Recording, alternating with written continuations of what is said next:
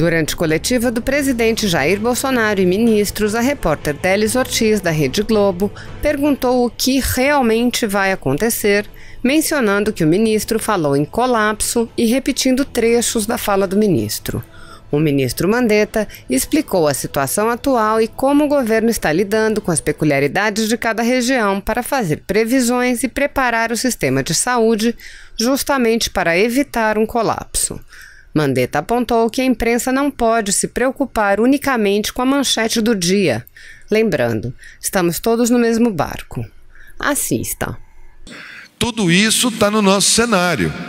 Agora, pensar uma frase e falar assim, essa é a manchete do dia, aí não. É um cenário, nós podemos ter vários graus de problemas e vamos monitorá-los diuturnamente e trabalhar com todos, com os secretários municipais, estaduais, médicos, todo o pessoal de saúde, para que não tenhamos um colapso, como eventualmente você pensou a frase que foi dita por mim. Ok, Délis Ortiz, no lugar do Guilherme Mazui. Obrigado. Presidente, eu vou repetir uma declaração feita pelo ministro da Saúde agora há pouco na conferência, para poder fazer minha pergunta. Nós temos alguns pontos fortes, nós temos um sistema de saúde presente, nós conseguimos amenizar o atendimento, nós temos um tempo para ganhar. Nós temos aí 30 dias para que a gente resista razoavelmente bem, com muitos casos, dependendo da dinâmica da sociedade, mas claramente em final de abril, nosso sistema entra em colapso. O que é um colapso? Às vezes as pessoas confundem colapso com sistemas caóticos, sistemas críticos, onde você vê aquelas cenas, pessoas nas macas.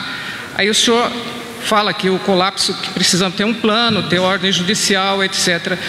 Eu pergunto, no entendimento do governo, o que é esse colapso, até onde se estende e o que realmente vai acontecer à medida em que o senhor não concorda com essas medidas de restrições tomadas pelos governadores, mas que outros países têm conseguido conter o avanço do coronavírus através dessas medidas restritivas, como a China, por exemplo. Vamos lá.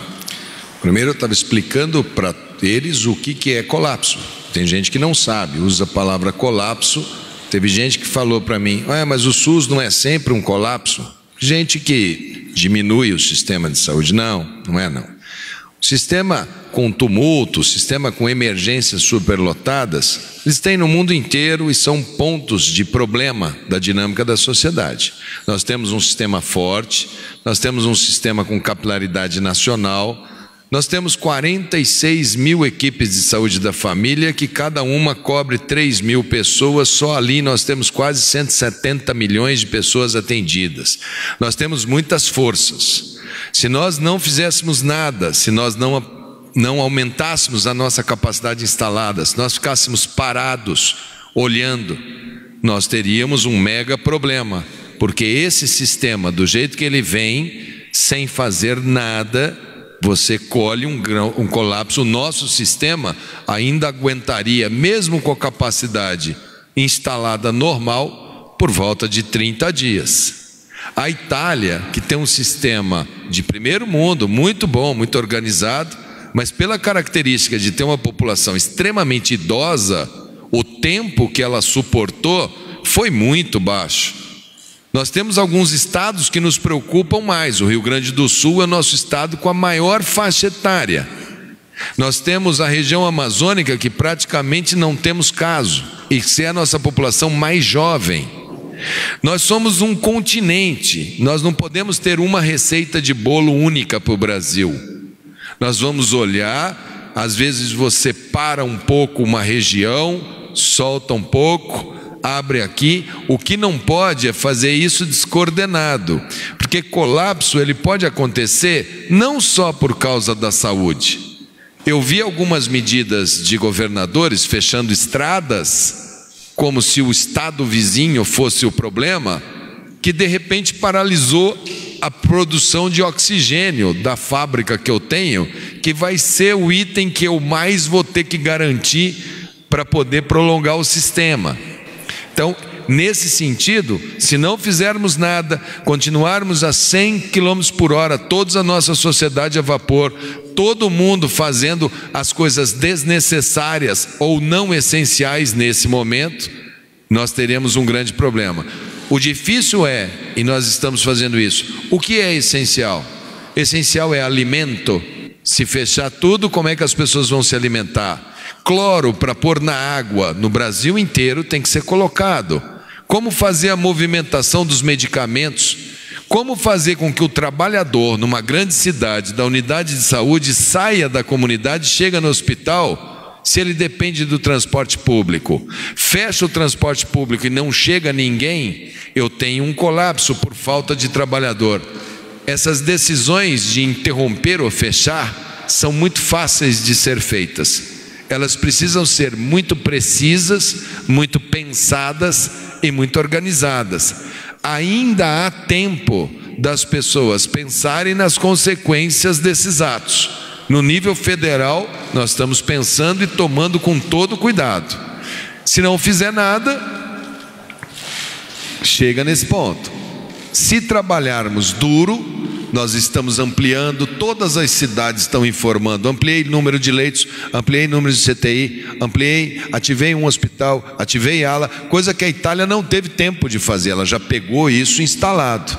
Então, nós vamos ampliando semana a semana, nosso sistema pode inflar, ele pode crescer, nós temos espaço para crescer, mas nós temos que fazer isso garantindo equipamentos, luvas, equipamentos de proteção industrial, num mundo que está todo mundo comprando. Isso é uma coisa que nos preocupa. Então nós estamos achando as alternativas, inclusive dentro do parque industrial brasileiro. Coisas que não produzíamos e que agora, com o esforço dessa mesma indústria que estava aqui, vamos dobrar, triplicar a produção de ventiladores. Se conseguirmos, dentro de 3 semanas temos o número de ventiladores necessários para atravessá-la inteira. Então, se a China nos abastece com um pouco, já temos mais um tanto.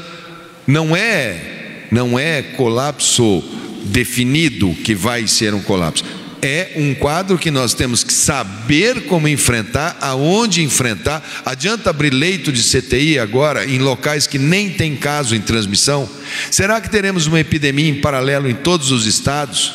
Será que as medidas nos estados, nas cidades menores que conseguem paralisar mais, as cidades menores não podem ser o grande refúgio dos idosos? Tudo isso está no nosso cenário. Agora, pensar uma frase e falar assim, essa é a manchete do dia, aí não.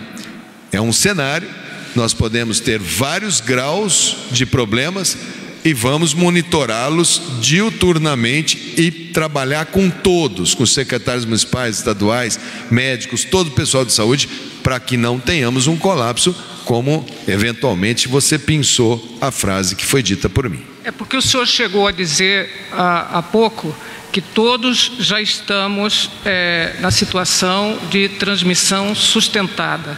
Isso. Eu queria que o senhor explicasse melhor, porque a impressão que dá é que a gente já está na beira desse abismo do colapso. Calma. Nós temos estados que têm casos, por exemplo, meu Mato Grosso do Sul, parece que tem 9 casos. Lá tem 2,5 milhões de habitantes. Lá você tem uma cidade, Campo Grande, que é mais fortalecida. Vou falar de um que eu conheço. Todos os casos com nexo. Aquilo é uma realidade. Aí nós temos São Paulo, com uma curva mais à frente. Nós temos óbitos em São Paulo. Aí você olha e fala assim, mas é um hospital de um plano de saúde que vendia plano só para idoso. Ou seja, concentrado dentro de um único local. É lógico que ele vai ter mais problema. Então a gente tem que saber isolar um problema pontual de um problema difuso. Agora, se cada um no Brasil começar a olhar e falar, São Paulo está tendo muita morte, fecha tudo para São Paulo. São Paulo é meu grande centro de logística, de medicamento, de gás e de máscara, de tudo. Eu não tenho como chegar e falar assim, vamos tocar isso em vários estados sem contar com a integridade.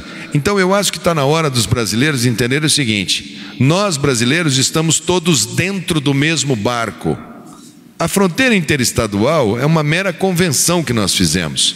Nós vamos ter que nos atender mutuamente. Se para que isso seja explicitado, eu tenho que dizer que temos transmissão sustentada no Brasil, eu vou dizer, para que eles entendam que não é regional. A regionalidade para nós é um mero desenho administrativo para que a gente possa conduzir esse país dentro de uma lógica agora de unidade nacional e não dentro de uma lógica fragmentada que pode interromper cadeias de abastecimento que nos são muito preciosas. Se você apoia Jair Bolsonaro, curta este vídeo, manifeste a sua opinião e compartilhe para que a vontade do povo brasileiro seja conhecida. Inscreva-se no canal para ter acesso gratuito ao nosso conteúdo. Uma produção Folha Política.